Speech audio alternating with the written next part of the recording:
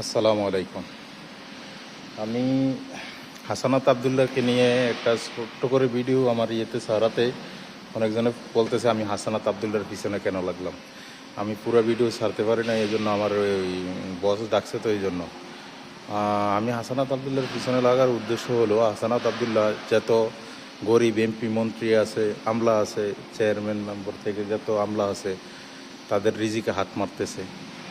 এই গরিব মানুষরা কোথায় যাবে? এই গরিব এমপি মন্ত্রীরা, তাদের একটা বাড়ি নেই, তারা বিদেশে একটা বাড়ি করতে পারতো না? হাসানাত আবদুল্লাহ যেভাবে খেজুরের হিসাব দিতেছে বা সরকারের অনুদানের যেভাবে হিসাব দিতেছে, গরিবের পেটে লাথি মারতেছে। হাসানাত আবদুল্লাহর অনলাইনে প্ল্যাটফর্মে তার ভালো সে অনলাইনে ক্লাস করে বা ইনকাম আছে তার।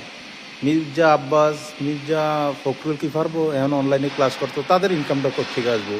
হাসানাত আবদুল্লাহ যদি পাই টু পাই হিসাব দেয়, তাহলে তো তারা ধরা খেয়ে যাবো না? বড় বড় এমপি মন্ত্রী, চেয়ারম্যান মেম্বার আমলা যত আছে ধরা খেয়ে দেবো। এটা তো ঠিক না হাসানাত আবদুল্লাহর এই কাজটা। যেমন নাসিরউদ্দিন পাটোয়ারি, তার কাজটাও ঠিক না। মির্জা আব্বাস একসময় চাঁদাবাজি করছে, ঠিক আছে, তার চাঁদার টাকা কি এখন আছে? এখন তো নাই।